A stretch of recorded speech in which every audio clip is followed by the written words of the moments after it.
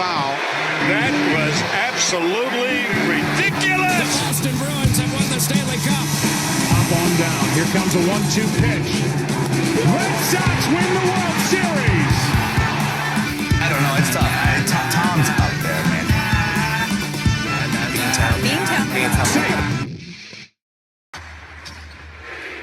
Well, I've been a fan of Boston Celtics for, my whole life pretty much. First Celtics game was back when I was like 7. The Boston Celtics became legendary.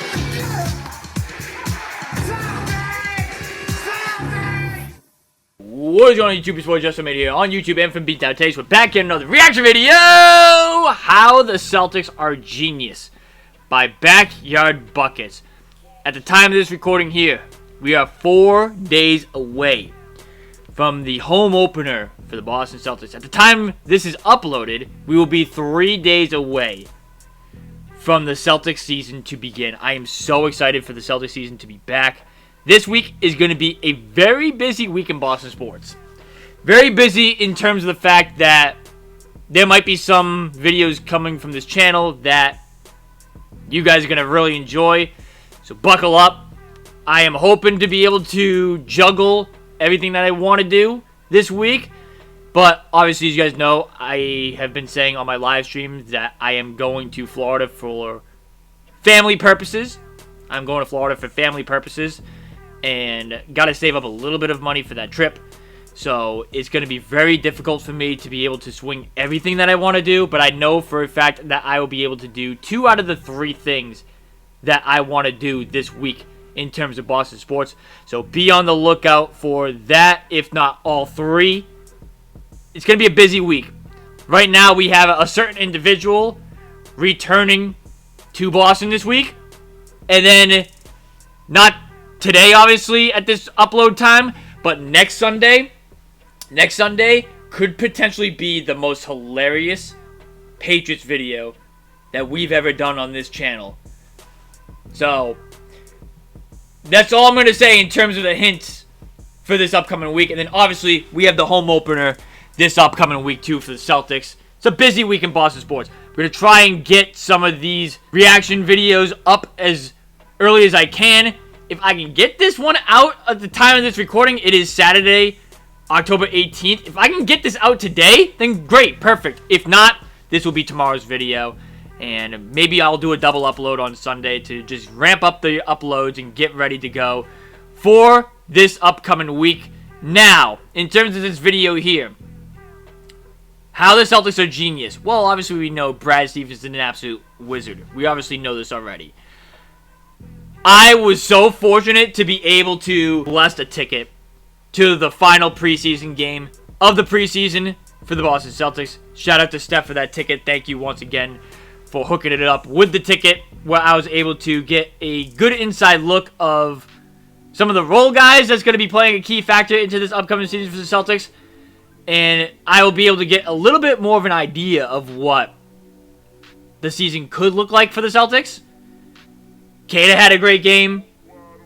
Luka Garza had another great game. I really like the energy that Hugo Gonzalez brings out. And he was knocking down open shots too. I really like Josh Minot. Josh, why not Minot? I'll put it like that. But then there was also some downs as well. Baylor Hyman was my biggest disappointment this preseason. By far. Where I was saying, obviously, if you can get rid of Hauser's $10 million to alleviate some of that cost, maybe that get yourself under that first apron, you do that. But now, seeing that Baylor Hyman just he doesn't look good. He just simply does not look good.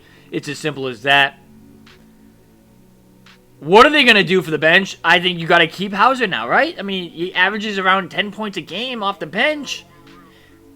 You're going to have Simons off the bench. You're going to have Hauser off the bench. Like, those are going to be your 2 biggest sparks coming off the bench for you this year.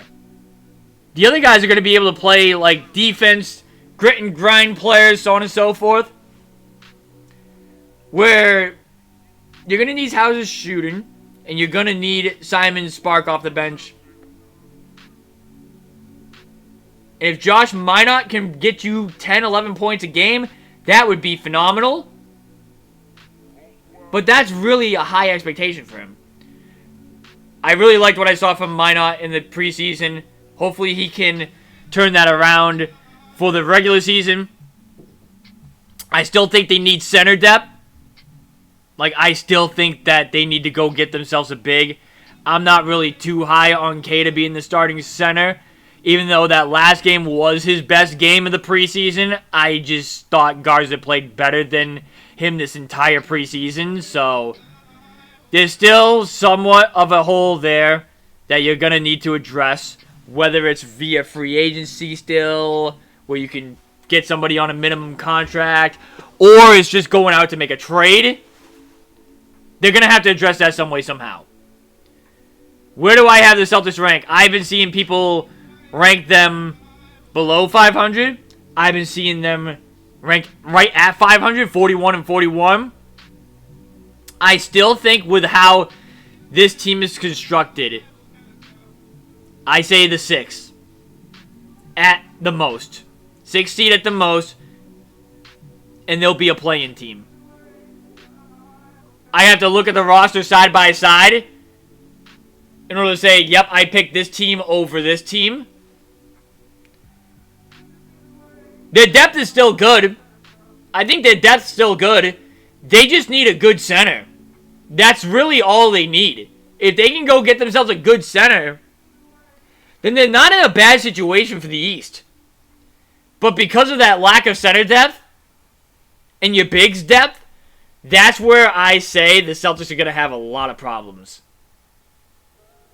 It has nothing to do with how Jaylen Brown's going to look, Peyton Pritchard's going to look, Derek White's going to look, even Anthony Simons. Not how they're going to look, it's more so your bigs and the rebounding and the interior defense. That's what's really going to play in a factor for the Celtics season. But there were a lot of goods that I've seen from that preseason game. To the point where Brad Stevens did it again with some of the guys that he picked up. Mainly Josh Minot. That was the biggest takeaway. I was so impressed with his game in that preseason game that I saw. And even all of preseason, I thought all of preseason he played very well. Let's see if he can reciprocate that into the regular season, though. We're going to react to this video here. How the Celtics are genius by Backyard Buckets. Leave a thumbs up if you guys enjoy these videos. Right now, if you guys are new, you guys know what to do. Go check out the website. The link is in the description down below. If you guys want to be notified whenever we drop an upload, hit that notification bell so you can be the first one to watch these videos. If you guys want to win a signed Jaylen Brown Boston Celtics draft hat, the link to the giveaway is in the description down below. Go follow the rules so you can potentially win that hat. And without further ado, let's hop straight into the video. Brad Stevens continues with his dark magic because the Boston Celtics, I think, are going to be just fine this year. Sure, they don't have Jason Tatum, who is an MVP caliber talent every single year. He's up there in the MVP discussions. But what they've done, going out and getting a ton of guys who they understand that this is a year that is pretty much lost. Maybe they can scrape and claw in the playoffs and, get a late run if Tatum comes back. But going out and getting guys like Anthony Simons, Chris Boucher, Josh Minot, just to name a few, having all these guys on one-year prove-it deals so you can assess your roster after the season is genius.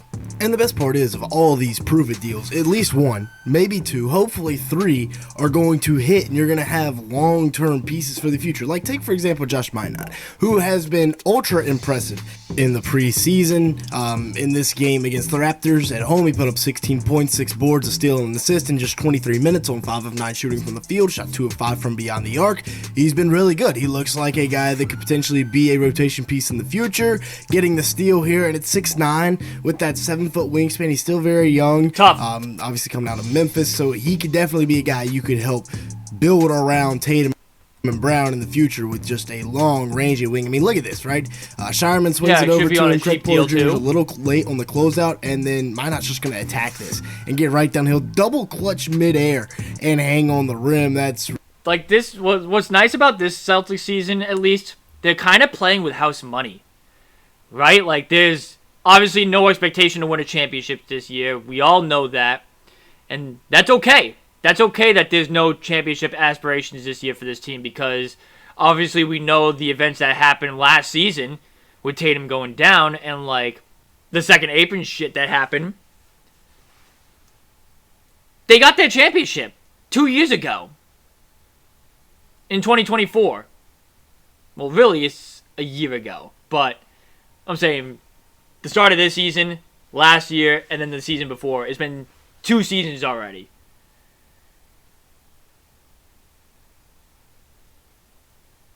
They don't need to play for a championship really this year. And if you're a Celtics fan at least, right? If you're a Celtics fan, you're okay because like you got the championship. The quest for Banner 18 has been accomplished. Like we kind of knew when all these moves were made that the time's now, and if we don't get it, that's when we're really going to panic. But they did it. We did it! We did it. We did it! They did it in the first year, too. They gave themselves a chance to be able to repeat. We didn't know how bad these second apron rules were going to affect the Celtics team at this time. But as you started hearing the numbers and you started hearing like the rules and everything else like that, we kind of realized like, yeah, this is probably like a 2, maybe 3 year window. See if we can go back to back. If they go back to back, maybe they just suck up the penalties and go for one more. Basically go until they lose.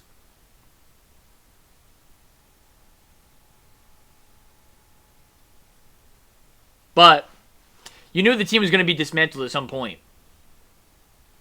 After hearing all the rules and everything else that goes along with it. And the penalties, the draft picks getting frozen. Like you knew there was going to be a time and place where they had to take this step back. And sometimes taking a step back is not necessarily the worst thing in the world. Sometimes taking a step back can get yourselves 2 steps forward. Now they have a lot of guys on 1-year prove-it deals. They should have some money for next free agency. You got your core locked up. Derek White, Peyton Pritchard, Jaylen Brown, Jason Tatum. Now what they need to do next offseason really is just get themselves a big. Maybe find a spark guy off the bench where he's not going to cost you as much.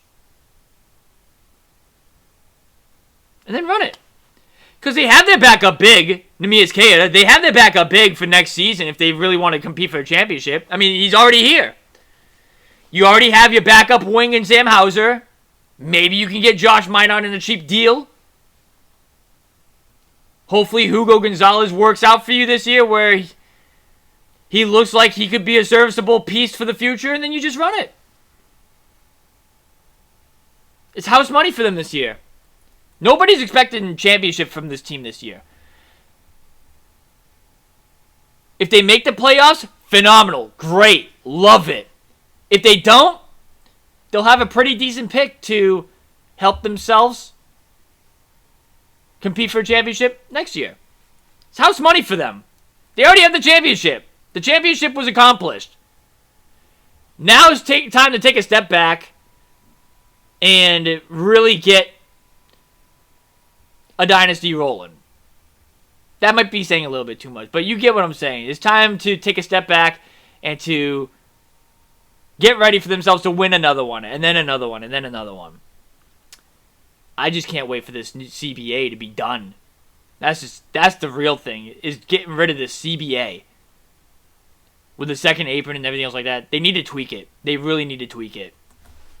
Ridiculous. And then working out of the pick and roll here, he is the throw behind and knocks down the 3-ball. I have a suggestion for the next CBA, but I'll keep that to himself. I mean, I'll keep that for the end of the video. video. More times than not, but he got it to go there. They finished with 13 points, 6 rebounds, a steal, and a block in 23 minutes in Toronto. Shot 6 of 10 from the field, 1 of 3 from beyond the arc. His 3-point Shooting is definitely where he needs to improve, but that's a strong drive to the left-hand side, and he gets it to go. Boucher gives him one more to the corner here for the corner three, and you can see by Mazzulla's reaction that's what he loves to see. In the G League, he averaged 22, 6.5, and then 3 stocks per game, shot 51% from the field, but only 30% from 3. So that is definitely the improvement that you want to see there in 8 games for the Timberwolves G League squad last year. And Minot, like I said, I'm excited to seeing a full year out of him in Boston. Definitely could be a guy they decide to keep long term. And then Boucher is another guy here they could decide to keep long term. They signed him to a 1-year, $2.6 million prove-it deal, just like Minot, just like Luka Garza. I mean, just like all these guys,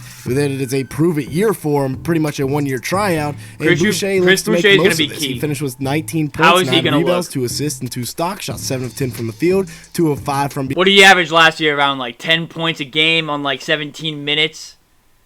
It was somewhere along those lines. I gotta pull up the stats on my little notes right here, but I know for a fact he averaged like around 10 points a game on like 17 minutes. It was somewhere around there, and I think he averaged like maybe 5 or 6 rebounds a game last year with the Toronto Raptors.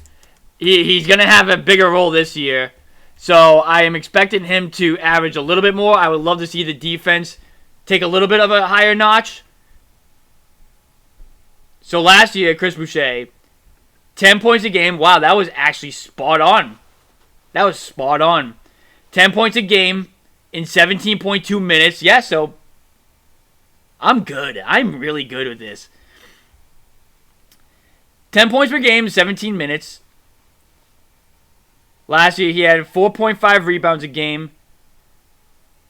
Not even a block a game, not even a steal a game. I'm expecting the block numbers to go up, maybe a half a point. I would love to see him average at least a block a game. I would love to see him average around 14 points a game. I think that's a reasonable jump where he's going to be the starting 4.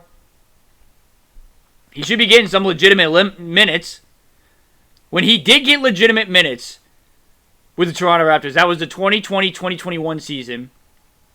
He played 24 minutes a game, averaged 13.6 points per game. That's what I'm kind of hoping for.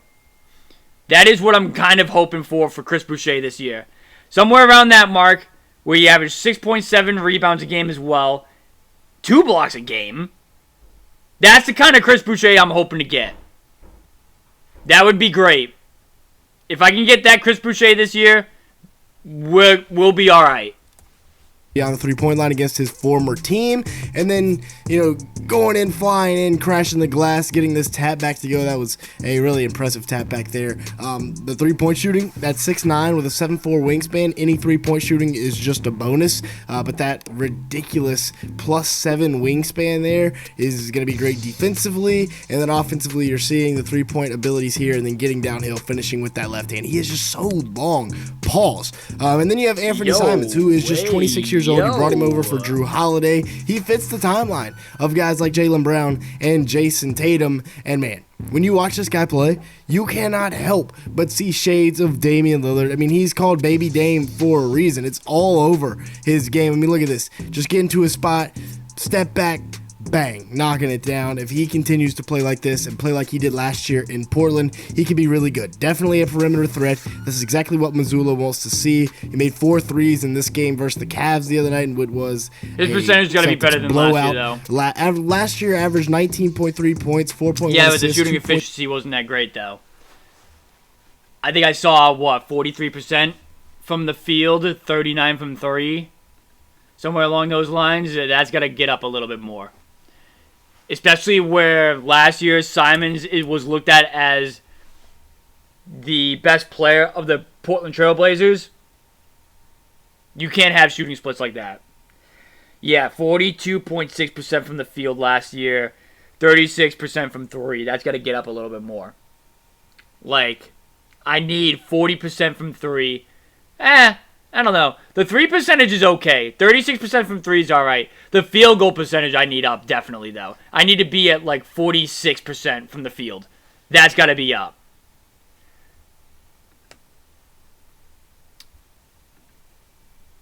The range is there. The range is definitely there.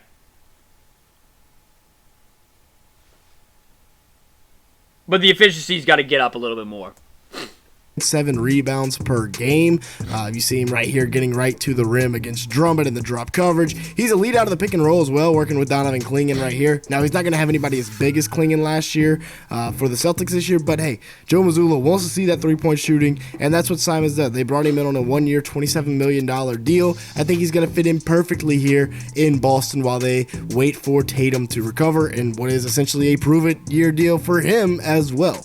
Now, as for Jaylen Brown, first year playing really without Jason Tatum for an extended period of time. Of course, he signed that 5-year, $315 million contract a couple years ago that made him the highest paid player in the league. So it's time for him to back that up, right? Last year, he averaged 23 points a game, 5.6 rebounds, 4.5 assists, and 1.2 steals in 34 minutes per game. However, when it came down to it in the playoffs, he didn't play well. He was injured, so we'll give him the benefit of the doubt, but he shot 32% from 3 last year, which is not good, especially on 6.5 attempts per game, 46% from the field. That's pretty solid. But this is a big year for Brown as well. I mean, essentially everybody in Boston has a prove-it year this year as they wait for Jason Tatum to come back. And without Tatum, throughout his career, he's averaged 27 points, 7 rebounds, and 3.7 assists per game over the course of 39 games played. So we'll see if he can continue that hot streak up where if he's the number one option, he can prove that he can go out and be a guy that can be an all-NBA guy, right? Derek White, 16.4 points per game for him last year, 4.8 rebounds, 4.5 assists in 34 minutes, shot 44% from the field and 38% from 3 on 8 attempts a game. That's going to be a question too. How is Derek White looking as a second option? From,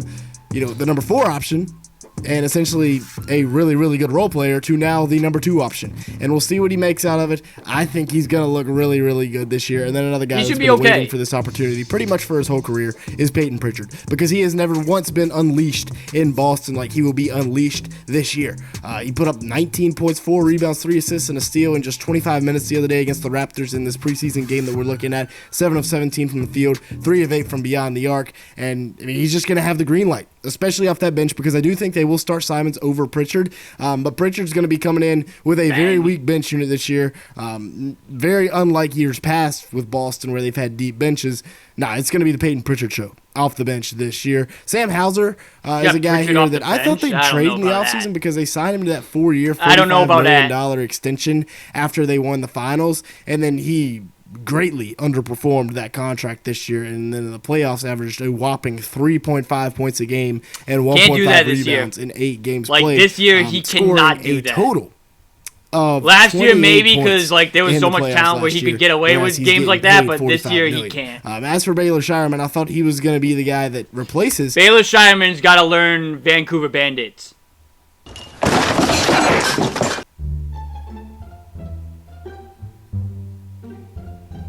Baylor, I won't know her anytime soon. Yeah.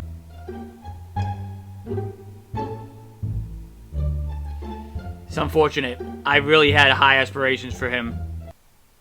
Just say high aspirations, but I thought he was going to be able to do a lot more than what he did in the preseason.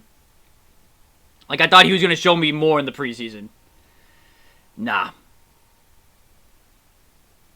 It looks like he took a step back. That's not good.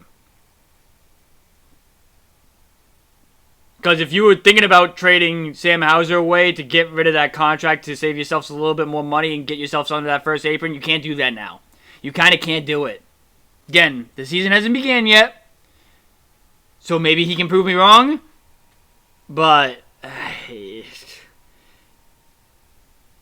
Hugo Gonzalez looked a lot better than Baylor Shireman this preseason. A lot better. Sam Hauser, but so far I've been wrong. I was really high on him when they drafted him. He's just been really inefficient. Hit a couple threes here against Memphis, and other than his efficiency, he's looked like he kind of belongs on an NBA court, and over his last 16 games last year, he averaged 6.3 points, 2.8 rebounds, and 1.6 assists with a steal per game, and the efficiency wasn't bad, where he shot 41% from the field and 38% from 3-on-3 attempts. However, in the preseason, he has just not gotten anything to go. Hopefully, this is a big year for him as well. Same thing with Hugo Gonzalez. He's going to get some opportunity here in the league to make an impact in his rookie season, and we'll see if he's able to do it. Knocking down this 3-ball here is a huge step in the right direction, because that's the big question mark for Gonzalez. He's 6'7". He's got a great frame, and he's got great athleticism. If he can knock down the 3-ball, that's going to be the defining factor Right. to his game. And Right. you've seen over in Spain, he has proved he can do it a little bit. Nice runner here.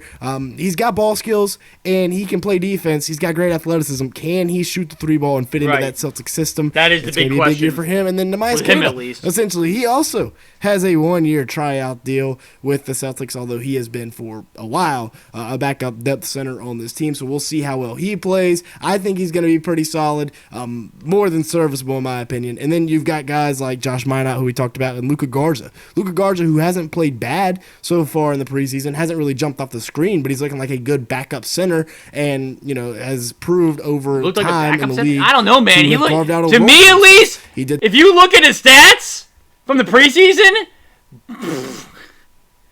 he played all right. He played better than Queta did. I know he wasn't flashy and he wasn't showing any athleticism and anything else like that, but he looked good.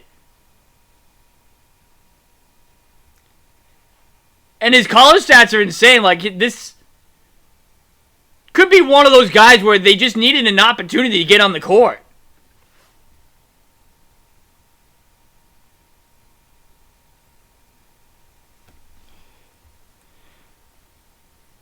But if they had a good center, I don't know if he cracks the rotation, though. I'll go as far as saying that.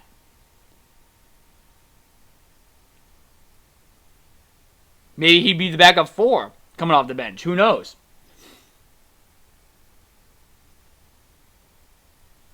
But if we're talking about this team right now here, I don't know, man. To me, he looked better than Queta for the most part. That last year with Minnesota from time to time when they needed him, when they needed depth, and I think he can do it this year with Boston. Of course, he's on his one-year prove-it deal as well. Now, as for Jason Tatum, originally we didn't think he was going to play this year, but now he's ahead of schedule. And if he can get back by March, maybe this Celtics team can build up some chemistry heading into the playoffs and can make another deep run. The Eastern Conference Finals have essentially been part of the Celtics schedule for the last 8 years until, of course, this year when Tatum gets hurt, they were already getting blown Let's out by not the put Knicks. that prediction We'll see on if them they can now. return to being the dominant team in the Eastern Conference, and I think they will, without a doubt. With that being said, that's going to be it for today's video. Thanks so much for watching. What do you say at the end of there? This year when Tatum gets hurt, they were already getting blown out by the Knicks. We'll see if they can return to being the dominant team in the Eastern Conference, and I think they will, without a doubt. You think they will this year? Again, let's not put that expectation on them because that's only putting pressure. There's no pressure for them this year. They're playing with house money. Again, I'll be rooting for them to go on a deep run for sure, but I'm going to try and stay realistic at the same time. This is not a championship contending year for this team. I don't even know if this is an Eastern Conference Finals contending team this year. Maybe 6 seed and you win the first round. Maybe. But that's as far as I'll go for this team this year. It's really looking like next year's the biggest thing for the Celtics team. And that's simply because of Tatum's injury and the second apron, which leads me to what I was going to say at the beginning of the video about the second apron and the CBA and everything else like that. I hope a player from the NBPA is watching this to get this idea across. I've mentioned this to a lot of people, and they've all said that this is a great idea because this rewards teams for drafting well, but it also helps with balancing the competition. Here's what I suggest. If you want to keep this first apron, second apron stuff to penalize teams for building championship contending teams through free agency and spending money and everything else like that, that's cool. But there needs to be some sort of reward for the teams that draft well and build based off of trade.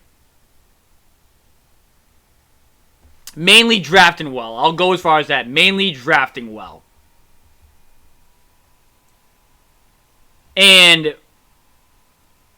the solution to that is just as simple as this. Make contract extensions for the players that you drafted be less of a salary cap hit. And what do I mean by that? I'll use Jason Tatum for example. What's he going to make? Like $53 million this year? Or whatever the number is? Seeing that Jason Tatum was drafted by this Celtics team, and seeing that the Celtics drafted well there with that pick, instead of the $53 million going against the Celtics salary cap, it should be like 45 or like 40 million, something like that. There needs to be some sort of percentage where if you draft well, like if you should be rewarded for drafting well. So instead of the Celtics getting hit with the 53 million, they should be hit with like 45 or like 40. And this is only for players who are drafted on your team. If you draft well, you get that bonus. You get that reward.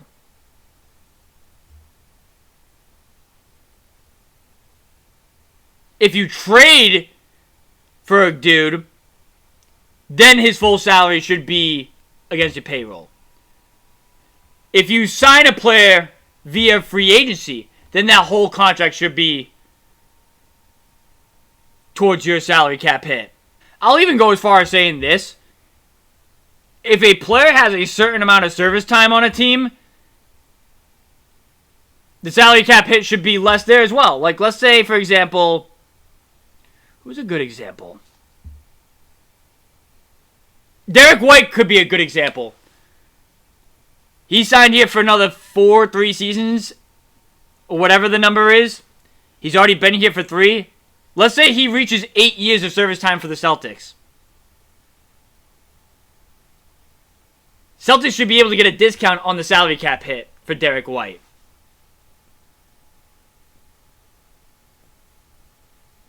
Especially with the fact that he was acquired via trade, not by free agency. If he's on this team for a certain amount of time, Celtics should get rewarded for making good trades and drafting well. I get it for the free agency side of it. I understand it. But the Celtics got punished for good roster construction via draft and via trade.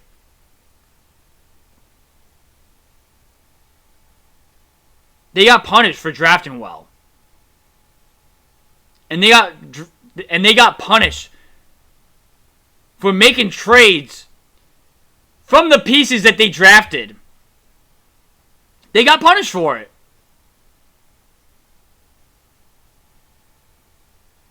This wasn't a Golden State Warriors situation with the Boston Celtics. This wasn't even close to that. The Celtics actually went out. They drafted well. They drafted great role players. They drafted superstar talent. And then traded the role players that they drafted for pieces that fit their superstars that they drafted well.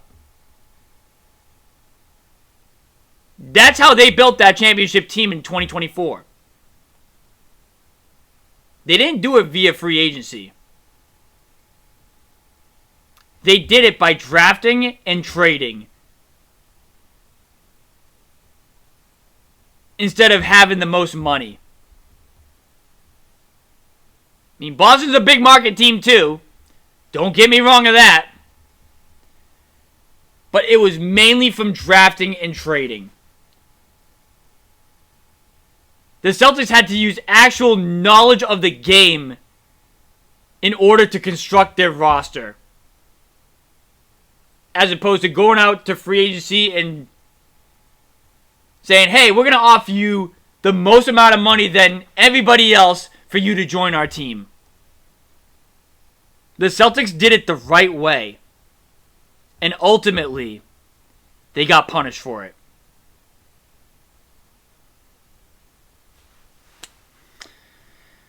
So that's a little bit of a suggestion for the next CBA. Actually reward the teams who draft well. And actually build a roster the right way. Reward those teams. So, that's going to do it for this video here. Leave a thumbs up if you guys enjoyed. Subscribe now if you guys are new. You guys know what to do. Go check out our website. The link is in the description down below.